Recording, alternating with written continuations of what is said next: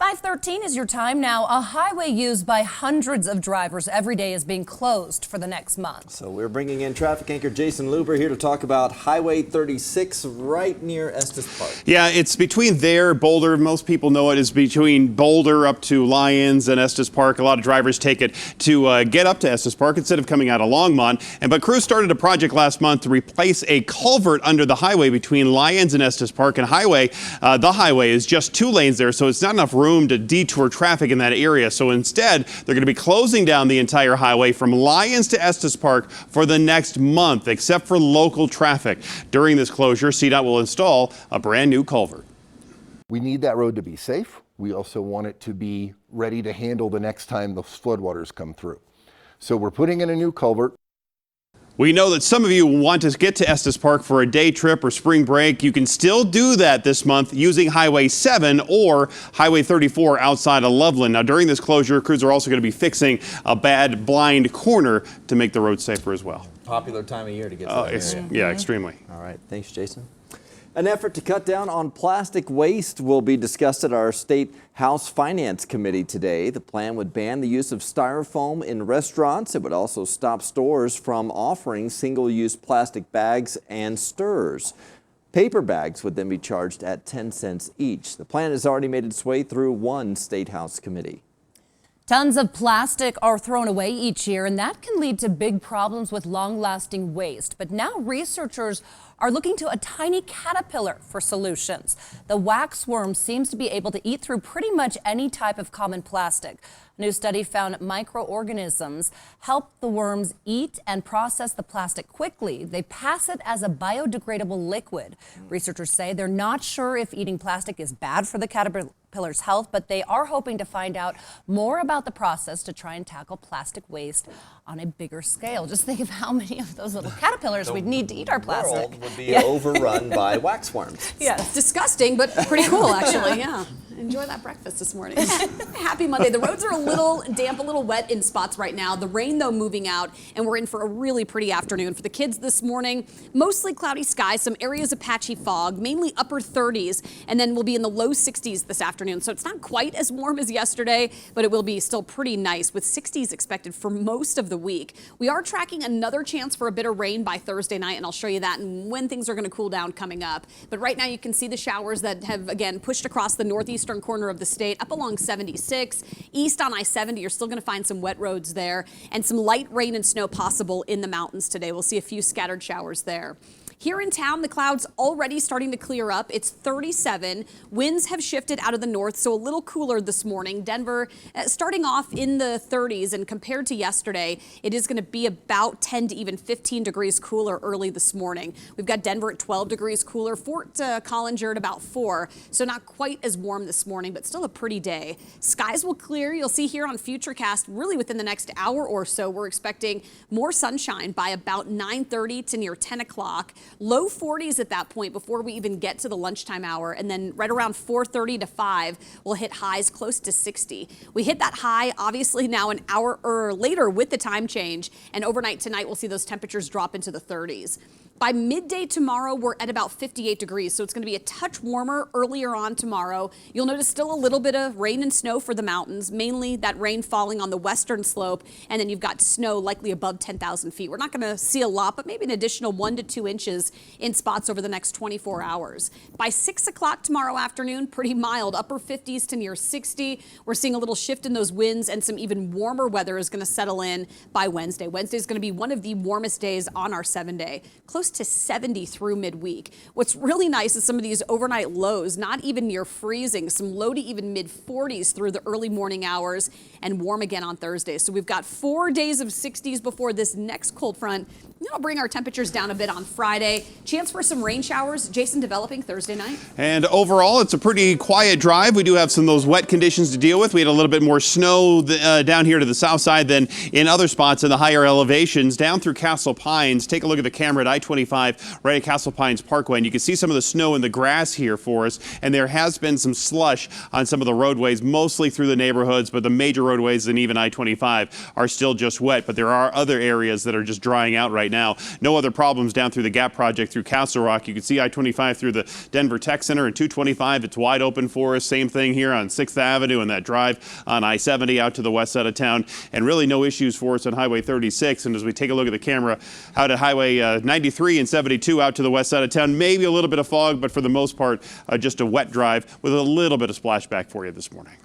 The mother of 2 missing children is in custody in Idaho, but Lori Vallow could make bail. ABC's Trevor Ault has the story in today's GMA First Look. In this morning's GMA First Look, will she make bail?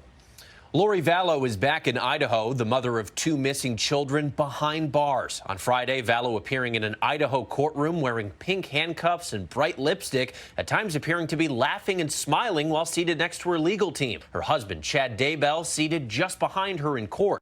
Lori is presumed innocent. A judge ultimately agreeing to lower her bail from $5 to $1 million, but first putting in place a list of conditions should Vallow make bail, including wearing an ankle monitor. We'll be monitoring 24 hours a day, 7 days a week as to where the defendant is. Vallow is facing criminal charges related to the disappearance of her 2 children, 17-year-old Tylee Ryan and 7-year-old JJ, who have not been seen or heard from since September. It's all coming up at 7 a.m. with your GMA First Look. I'm Trevor Ault, ABC News, New York.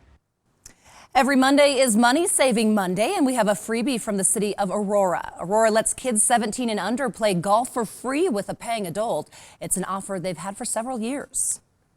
We have 5 golf courses across the city. Some are 9 holes, some are 18 hole. And we also have junior golf camps that happen year round. We also have like mother-daughter tournaments or big person, little person tournaments. And so there's, we try and keep people of all ages engaged with each other. Aurora's golf courses are open year-round, weather permitting.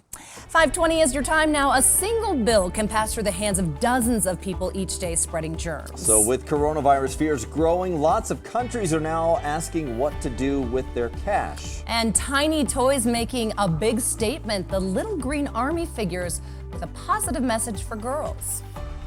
Get Denver 7 News updates on your Alexa-enabled device. Add the Denver 7 News skill in the Alexa app, then say, "Alexa, what's my flash briefing?"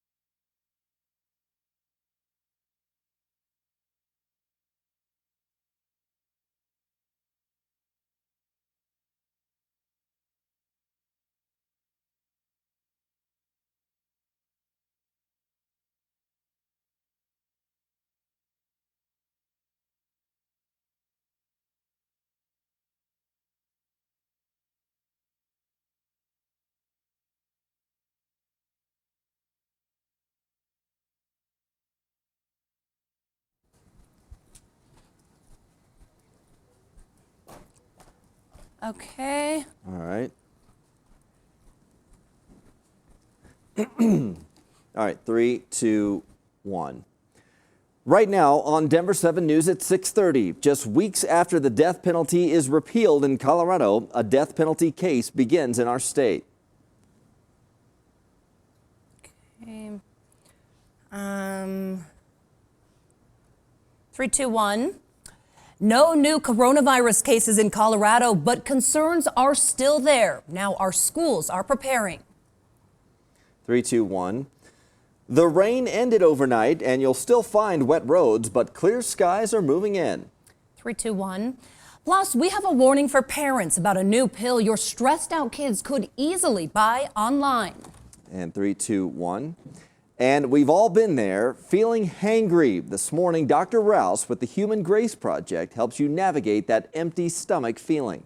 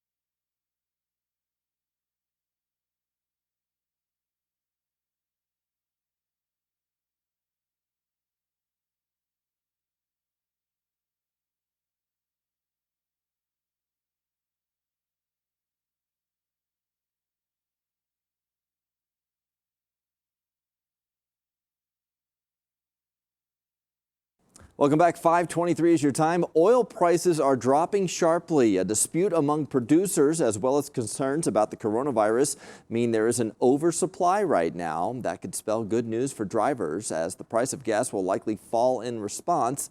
AAA says a regular gallon of gas costs $2.29 in our state right now. That's down by about 20 cents from a month ago. As governments around the world try to stop the spread of coronavirus, some are taking a hard look at cash. With many people touching the same bills every day, it can be an easy way to spread germs. On Friday, South Korea said it would take all cash out of circulation for a couple of weeks and would burn some bills. Meanwhile, the Louvre Museum in Paris banned cash and said it would only accept credit cards. Uber is now offering its drivers paid sick leave if they come down with coronavirus. The rideshare service says drivers or delivery people would be eligible for up to 14 days of paid time. That's a big shift for the company, which views its drivers as independent contractors, not employees. Uber did not say how much sick drivers would be paid during that time. Competitor Lyft said it also would arrange payments for drivers if they're diagnosed with the coronavirus. Well, remember those plastic green soldiers you might have played with as a child? They are getting a female spin this holiday season. The figures are the result of the Plastic Army Women Project. A 6-year-old girl named Vivian asked the company to make Army girls that look like women. Well, BMC Toys says they will come in 15 poses like bazooka operator and captain. You can get your order in now. The first toys ship in October.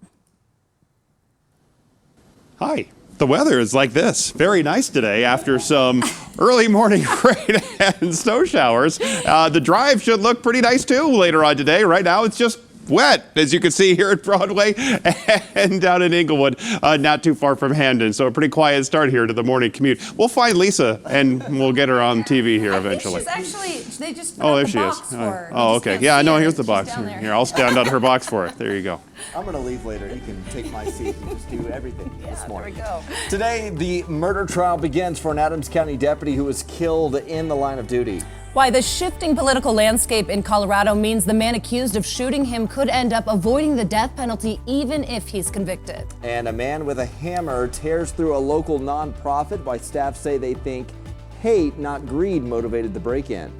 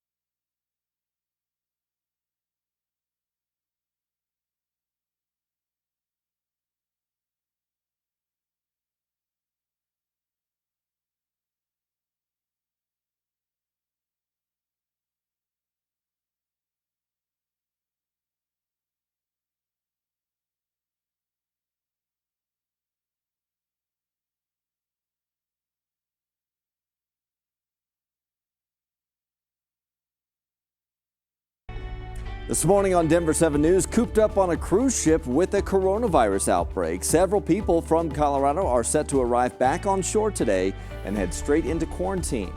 As the virus continues to cause concern, schools are giving serious thought to high-tech solutions that could keep sick students and teachers apart. Also, a warning for parents as stressed out teens look for drugs to help them decompress. They're finding unregulated pills online. Welcome back to Denver 7 News on this Monday morning. I'm Molly Hendrickson. And I'm Brian Sanders. Want to start you with a live look from our Lookout Mountain camera this morning, where it is cool right now.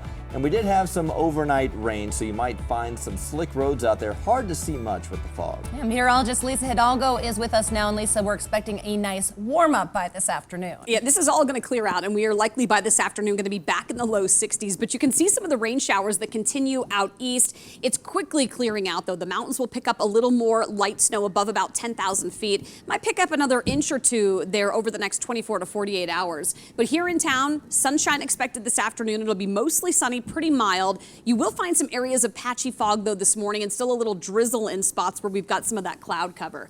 It looks like this afternoon, we're going to go from mid to upper 30s to highs likely right around 60 to near 62 degrees. And we're going to hit that high an hour later now with the time change. So it should be a beautiful day today, even warmer by midweek. We're tracking another chance for a little bit of rain later in the week. Jason, I'll show you when that's going to be coming up. And it really is a pretty nice drive anywhere you want to go with some of the drying conditions on the roadways. As I see here on 225 right by Iliff, I'm not seeing any significant delays just yet. We'll see how the morning plays out, but right now it's pretty quiet. Take a look at the overall map where you see a lot of green still out there on I-76, on I-25, Highway 36. It's all pretty quiet for us with the drive times reflecting some of the decent speeds I'm seeing on the highways. Just a little blip, a yellow showing up on I-70, passing 270. I think it's just some construction-related construction trucks that are rolling through there right now. Denver Tech Center is wide open. C-470 looks great. And take a look at the camera down here by Castle Pines. You do see a little bit of more snow there on the grassy surfaces, maybe some slush, but it shouldn't slow you down. Just wet conditions for the most part on the major roadways down to the south. Thanks, Jason. While the number of coronavirus cases continues to grow in our nation and around the world, the number here in Colorado is holding steady for now. There have been 8 presumptive positive tests in our state so far. They are spread out across 5 counties, 3 in Douglas, 2 in Denver, then 1 each in El Paso, Summit, and Eagle counties. Dozens of patients were tested over the weekend, but all of those results came back clear. The 8 cases in our state are considered presumptive positive. That means they tested positive at the state level, and now the CDC must confirm those positive test results. Right now, thousands of passengers are stuck on a cruise ship with an outbreak of coronavirus. That includes several people from our state, and they're hoping to finally get off that ship today. Sherry Paya and Tom Gray are a brother and sister-in-law from Colorado. They've been cooped up in their room since Thursday afternoon. They say they are trying to make the best of their situation, but they are excited to get back on dry land today. We're ready to go home. Yes. We want to go home. We're ready to go home. We miss our spouses. We miss our family. We have lives as well outside of the ship. But if we sit here and stew about it and are upset, it's not helping anyone. So Paya and Gray say they were told that they would be going to a military base in either Texas or Georgia, and that's where they will be quarantined until they can go home. There have been 21 confirmed cases of the illness on the ship. As schools work to stop the spread of coronavirus, they're focusing on keeping students healthy by disinfecting hands and cleaning classrooms. But if the virus sweeps the nation, there may be no choice but to call off classes. Denver 7's Nicole Brady is live for us this morning. And Nicole, the CDC is telling schools to prepare for that possibility. Yeah, the CDC is specifically telling schools and universities they should be making plans to possibly go to remote learning in the event that they have to shut down so students could stay engaged through computers in their own homes. Now, the education publication Chalkbeat reports that could be difficult considering there are still students in this country who don't even have internet access at home. But certainly we're seeing this at schools in China, Hong Kong, Japan. Hundreds of millions of students in those countries are at home because schools have been closed for weeks now, and many of those students are doing classwork remotely. New York City schools also reportedly have indicated they're looking into possible remote learning capabilities. Chalkbeat reports the online curriculum company K-12 has started reaching out to school districts in Washington and California that have been affected by coronavirus and offering their online learning services to them. Now, it's very important to note there have not been any cases or indications that any schools are planning to close for the long term in Colorado right now. St. Anne's Episcopal School in Denver is closing through tomorrow to do a deep cleaning after a parent was tested positive for coronavirus. There was also concern about 2 students at DPS's Denver East High School being exposed. They're in self-quarantine as a precaution. And in Highlands Ranch, Ranch View Middle School is open as usual today, no longer a concern after a possible case or a possible exposure there. A test came back negative for that, so no concerns there this morning. But we will keep you updated, of course, as any schools change their plans. We're live in Denver. Nicole Brady, Denver 7. Everybody trying to get a handle on this one. Thank you, Nicole. The Denver Country Club says it's taking precautions after one of its members tested positive for the coronavirus. Staff says the member last visited on February 26, but began to have symptoms just late last week. A spokesperson said workers are sterilizing every inch of the club there. According to our partners at the Denver Post, staff are now following guidelines from the Centers for Disease Control. Meanwhile, the club is still open for business as usual. And right now, 2 people connected to the University of Colorado Boulder are being tested for the coronavirus. Our partners at the Boulder Daily Camera report one of those being tested is an assistant professor who traveled to Washington State recently. A spokesperson said 2 people affiliated with the university were tested last week, and those tests came back negative. With a growing number of cases in our state, though, you might be worried about the cost to get tested. That's one of the reasons we set up a Contact 7 cost of care to bring clarity to medical billing. So right now there is no fee for testing at a state lab, but you're still on the hook for the cost to get tested for coronavirus at your doctor's office. You could also end up paying for the swab to collect your sample. Select insurance companies will cover some, but not all of the cost. And if you go to the emergency room instead of primary care, expect to pay a lot more. If you're having mild symptoms, it's probably not beneficial to come to the emergency department. So I do think that a fair amount of judgment and reserve is warranted, especially if you're having mild symptoms. So New York and California ordered insurers to waive costs connected to coronavirus testing. Governor Jared Polis has not committed to doing that yet. For updates on the coronavirus in our state and around the country, just download the Denver 7 app for your streaming device. You can also find information on thedenverchannel.com. Today, jury selection begins for the man accused of killing an Adams County deputy. Prosecutors say Dreon Deering shot Deputy Heath Gum during a chase in 2018. Denver 7's Micah Smith is live this morning. And Micah, prosecutors could seek the death penalty, but a push to change Colorado's law could have a big effect on that. Molly, it could. If Governor Jared Polis decides to sign that bill repealing the death penalty in our state, it would apply to cases filed on or after July 1st. What that means is for the next 4 months, prosecutors can still pursue the death penalty in our state. Now, in Deering's case, some legal experts view pursuing the death penalty as a waste of time and taxpayer dollars. That's because death penalty cases cost a lot more money, and in most states where the death penalty has been repealed, death sentences are commuted to life sentences. 24-year-old Dreon Deering is accused of shooting and killing Adams County Sheriff's Deputy Heath Gum in January 2018. Investigators say Deering was waiting for Gum and an opportunity to shoot him as the deputy was responding to an assault call. Deering's trial starts today, and jury selection alone is expected to last several weeks. Deering is one of the only defendants in the state facing the death penalty right now. There are currently 3 men on Colorado's death row, but if the governor signs the bill to repeal the death penalty, which he is expected to do, it is not clear what will happen to those 3 men. Governor Polis has not said if he will commute their death sentences to life sentences, but he did say he plans to thoroughly review each of those men's cases. Reporting live, Micah Smith, Denver 7.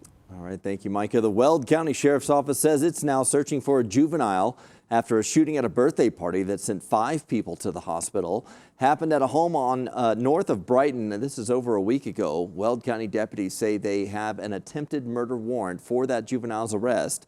Police have not named him because of his age, but police say they are still searching for 2 other men connected to that same shooting. One was wearing a blue satin jacket with a tiger design. The other was wearing a red hoodie. All of the victims are expected to recover. Police are investigating a break-in at the Village Exchange Center in Aurora. The nonprofit serves immigrants and refugees. Staff reached out to Contact 7 after a vandal tore their place apart. The executive director says a thief with a hammer broke in and rifled through cabinets and drawers. The break-in was caught on camera. He apparently made off with a backpack filled with personal information. Amanda Blaurock says their files contain information about people who use the food pantry and school programs. That's why I'm thinking it's a hate-based crime, that he was interested in getting information on who we're serving here. Blaurock says the thief didn't take any expensive equipment, but did take a lot of paperwork. Gathering to find peace and let the healing begin. Family and friends of missing 11-year-old Gannon Stout come together just days before his stepmother is set to appear in court. Also a shock to your body clock, the serious push to end daylight saving time for good for the sake of your health. It is now 5:40. Good Monday morning to you. Really up and down the Front Range. It's going to be a nice afternoon. We do have some wet roads, some fog, some cloud cover this morning, but we'll be in the low 60s under a mostly sunny sky from Littleton through Denver, even into Aurora. We have one crash to worry about right now. It's on the eastbound side of I-70 coming from around Pecos at I-25. The right lane is blocked right now, so traffic is bunched up in the area. Probably not worth an alternate route since the delay is still less than 5 minutes.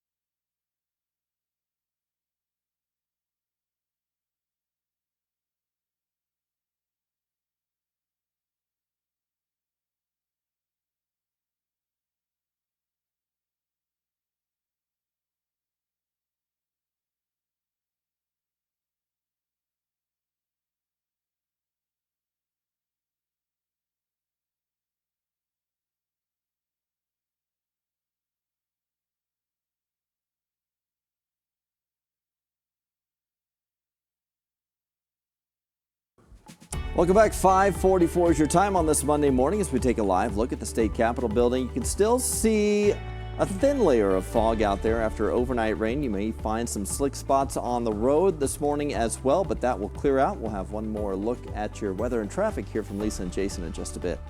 Today marks 6 weeks since 11-year-old Gannon Stauch was last seen, and yesterday hundreds of people gathered at Restoration Church in Colorado Springs to honor him. There were tears as the community remembered the little boy. The memorial featured messages of hope, love, and rebuilding a grieving community. I just think the people are wonderful to come out in droves like this and to, people that didn't even know him. Clearly a very emotional time. The church has also started a fundraiser with all of the money going to Al Stauch, Gannon's dad. Letitia Stauch, Gannon's stepmother, will be in court on Wednesday. She faces charges of murder, child abuse, and tampering with a body. Gannon's remains have not been found. After a Saturday filled with caucuses, we are now getting a better idea of how Colorado's 2020 Senate race is shaping up. With no Republican challenger for incumbent Cory Gardner, all eyes were on the Democratic race. Now, former Colorado House Speaker Andrew Romanoff is claiming victory. With more than 90% of the counties reporting, Romanoff is well ahead of former Governor John Hickenlooper. As it stands now, Romanoff has close to 50% of the popular vote. Hickenlooper is a distant second with just over 30% support. He isn't out of the race just yet. The former governor is expected to turn in enough signatures to put him on the primary ballot in June. And Hickenlooper is getting some big names to campaign for him here in Colorado. Today, former Congresswoman Gabby Giffords will participate in a town hall with the former governor. That event starts at 5:30 at the Heritage Christian Center in Aurora. A warning this morning for parents with teens. There is a rise in the number of kids getting a hold of drugs like Xanax to decompress. But as Denver 7's Eric Lufer tells us, there is a new alternative with an even greater risk. It's called Atizolam, but unlike Xanax, Atizolam cannot be prescribed by a doctor. That's because it's not FDA approved, which means kids are going online to find it. The loophole with Atizolam is that that's being sold online and it's coming direct from other countries. That means there's no way of knowing what's actually in it. The DEA says it's recently emerged on the illicit drug market here in the U.S. The number of reports significantly increasing every year. So just about the only thing parents can do, talk to your kids about the dangers of pills and monitor what they're searching for and buying online. Back to you. All right, thank you, Eric. Now to a Contact 7 consumer alert about coronavirus scams. The Better Business Bureau says you need to watch out for two kinds of scams. One is someone trying to sell you fake masks or disinfecting wipes. The other is someone trying to put malware on your computer. If somebody sends you a message over social media that says like, hey, check out this video or something really generic, be careful. If it's a friend, maybe send them a text or something through another channel saying, hey, did you really mean to send me this? The Better Business Bureau says it's easy for scammers to manipulate the sender line to make it look like it's from a friend.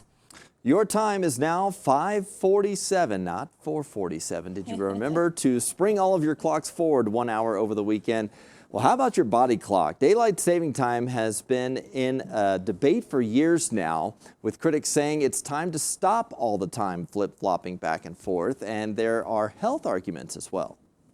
If somebody snuck into your house and changed your alarm clock so it went off an hour earlier than you were expecting, it would be a real jolt. And for some people, that jolt is deadly. For most people, it's okay. For some people, it's deadly. For some people, they're groggy when they get in their car and there's a traffic accident. Yeah, maybe a little extra cautious this morning on the way to work. The Lock the Clock movement is pushing states to quit flip-flopping in and out of daylight saving time. They do not advocate for one time zone over the other. They just want to stop all the jumping around. On this shift, I like standard time. Well, yeah. Statistically, there are more crashes and fatal crashes at this week after the time change than any other time of year. Yeah. It's probably because people are trying to figure out how to change the clock in their car That while they're might be driving. it, exactly. Don't do that. Don't. Wait till you're stopped. We have got some wet to damp roads this morning, mostly cloudy skies, but that's all going to clear out. Mid to upper 30s here early on at the bus stop. Your kids are getting home to right around 62 degrees, so they are going to want a light jacket this morning, but another really mild day out on the playground today. We've got temperatures that are going to stay pretty mild in the 60s, in fact, through Thursday. We are tracking another chance for a little more rain and snow Thursday night into Friday, so that'll change things up for the Friday morning drive again. But so far, we've only seen a ½ an inch of snow this March, and typically March is our snowiest month of the year. We're going to talk more about some of those other numbers that we've seen in previous years coming up. But right now you can see all the rain that we had and even that rain-snow mix down on that south edge of the metro area now starting to clear out. The mountains will continue to pick up a little bit of snow off and on here over the next 2 days, both today and tomorrow. We've got a chance in through the northern and central mountains for potentially another 1 to 2 inches above 10,000 feet. You can see some of the clouds here, some of the low-lying clouds out on that west side of town with our temperatures right now in the mid to upper 30s. So likely you're going to walk out the door to 30s, even some low 40s. Lakewood right now is at 41, Centennial 38, and in Thornton 37. In the mountains, primarily 20s early morning. Skies will continue to clear, and here on Futurecast, you're going to see a little bit more sunshine between about 9 and 10 o'clock, 45 degrees by 10:30. We'll get into the, it looks like upper 50s to low 60s this afternoon, hitting that high today, now an hour late with the time change, with again a little rain and snow potentially in through the northern and central mountains this afternoon. Tomorrow morning, 30s again, and then almost a repeat tomorrow afternoon. We'll see some upper 50s to low 60s, more sunshine it looks like through Tuesday afternoon. A pretty nice day. The mountains will see a bit more snow throughout the day on Tuesday before clearing out on Wednesday. As far as the winds go tomorrow, they're going to pick up a bit, a little breezier on Tuesday, but we'll be at about 65 degrees in Denver tomorrow afternoon. Wednesday right now looks to be the warmest day on our 7-day, close to 70 degrees through midweek, and then we'll start to see those numbers drop. A little increase in cloud cover Thursday, and then there's that chance for some showers late Thursday into Friday, potentially a rain-snow mix, and Friday being the coolest day on our 7-day with a high of 45. It's Monday, which means it's Trivia time! And with it being March and typically the snowiest month, let's take a look at some of the historical numbers that we've seen. 2003, a lot of us born or raised or even here that year, 2003, remember that snowiest March. 35.2 inches of snow that month, and that was all from that one single snowstorm. Now, the least snowiest was just a couple of years ago, 2017, where we saw just a trace of snow. This so far, Jason, is going down as a pretty dry one for us with just, what, ½ an inch since the month started. Yeah.